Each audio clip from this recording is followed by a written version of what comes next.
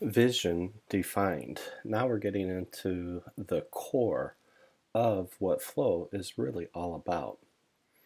In each of our key models, like the 4D model and the 4R model, you will see that vision is always included at the center, whether it's the individual's vision or the team's vision or the product vision or the program vision or a process vision or the portfolio vision, or going all the way up to the C-suite, what they have as the vision for the entire organization. So vision is part of the heart and soul of what we do in flow.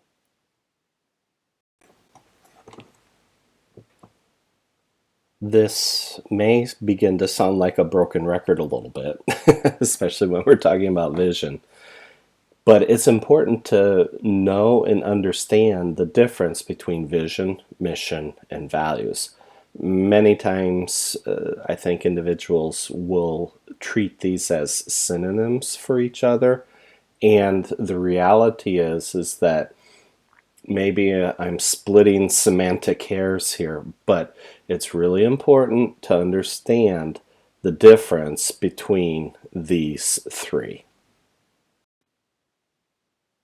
Now, I'm going to have you pause the video here, grab a piece of paper, and just have you jot down some thoughts. What is the difference between vision and mission? What is the difference between vision and values? And what is the difference between vision and purpose? And when we're talking about purpose, we're talking about why. Why would we do something? So go ahead, pause the video, grab the paper, write down your answer to these three questions. Now we're going to go to the next slide with some of my thoughts about this.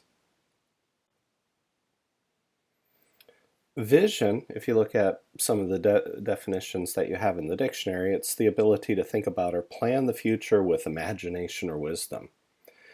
Basically, for me, vision, a vision statement, almost without exception, begins with the words to be, at least in business.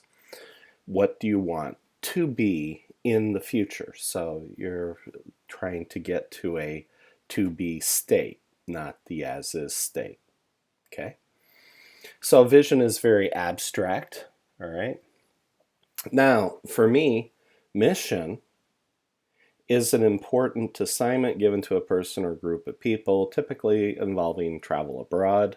If you work in an international business, this is very true. Now, from a business perspective, mission, how I view mission and how it was explained to me many, many years ago, it's the business that you're in, and more importantly, the business that you're not in. A lot of companies want to have their hands in many, many, many, many pies.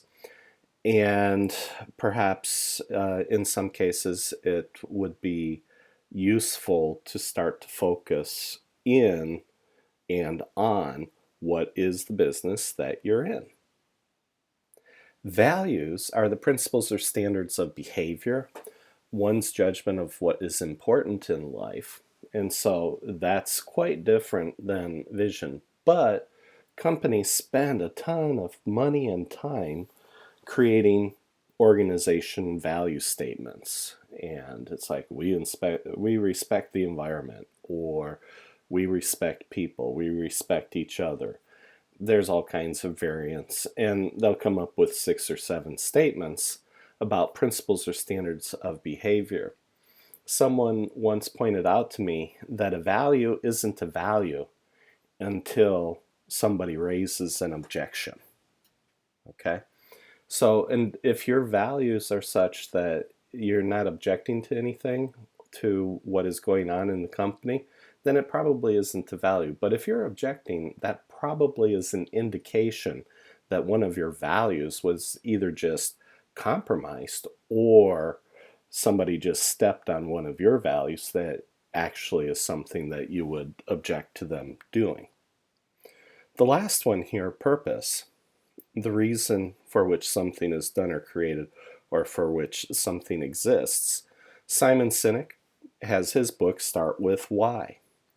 Why? There's the individual why. Why am I here as an individual? What's my purpose for being here and working with and in this organization? So you have to start with your individual why. Then there's the team why. Why are we working on creating this particular product, service, or result? Then you've got the product why. Why are we doing this product? What need is it fulfilling for the customer? Are they going to make more money, save money, get rid of or mitigate risks, or do the right thing? That would be the product, answering the product why. We call that the 4 whys. And then the organizational why. Why have we all come together, either as a small company or as a huge company? Why have we all come together in order to work together? What is the why? What is the greater purpose for our organization?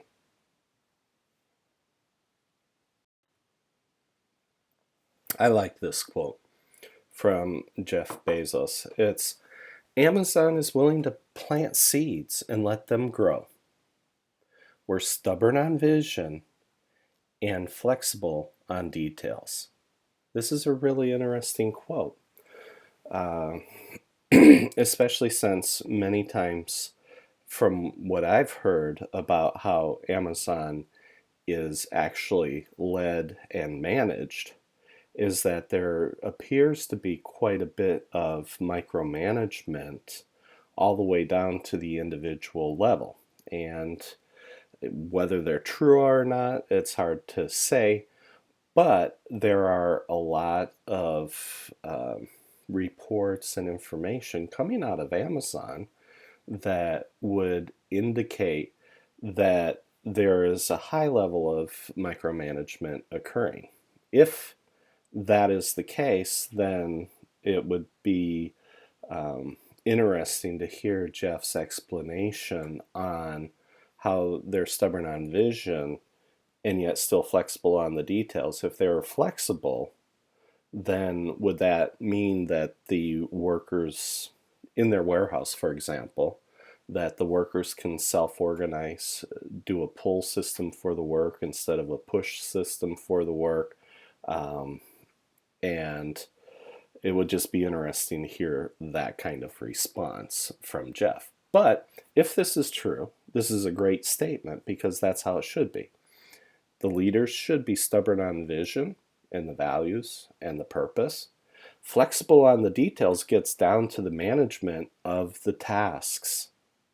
And so that's why I really like this statement, because it really reflects what we're trying to achieve with and in flow.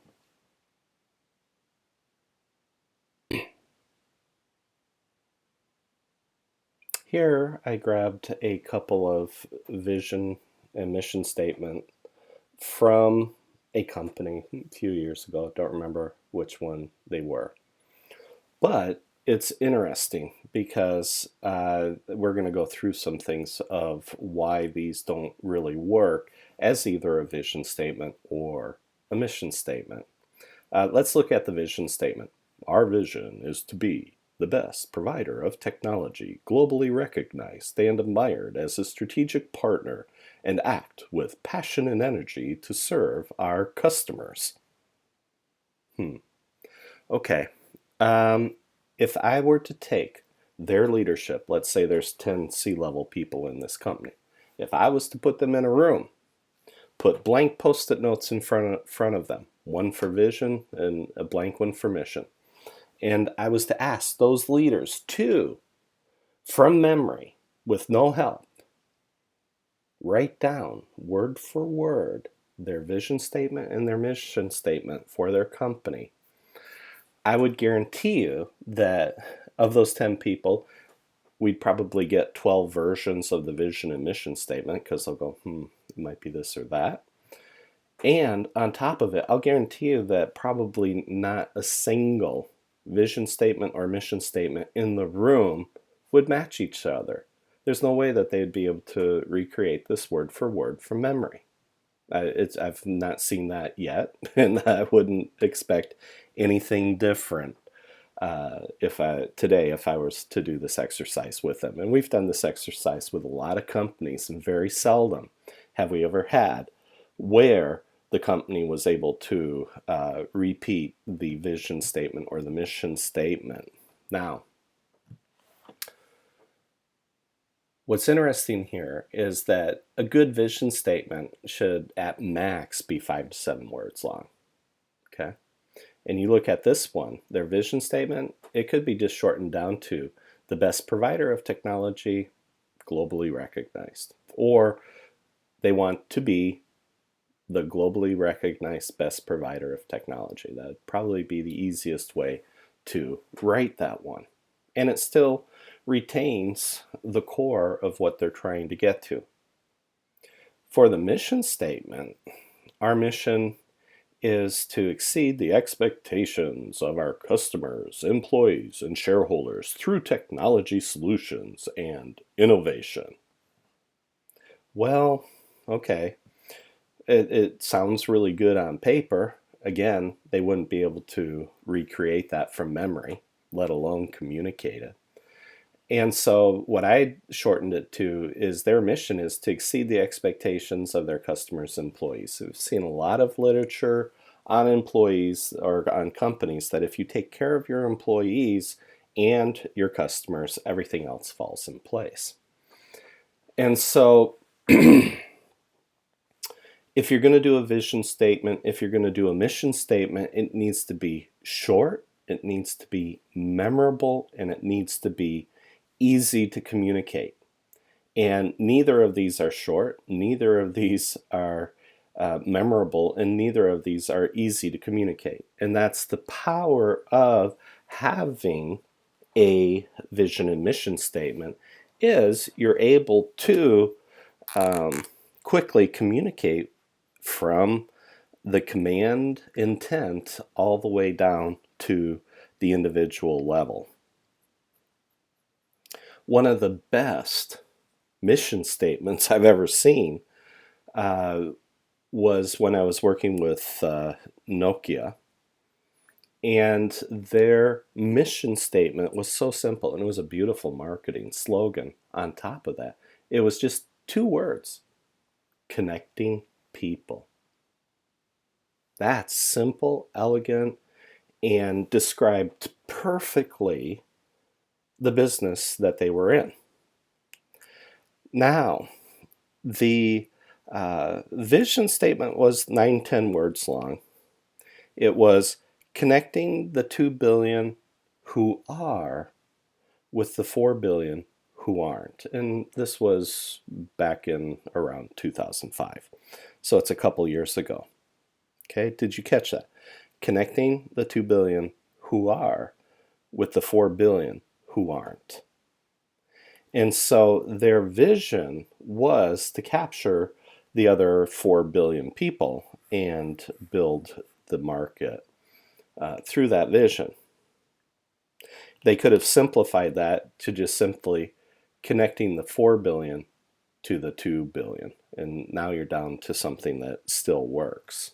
And you can still get the intent communicated quickly and easily down through the organization.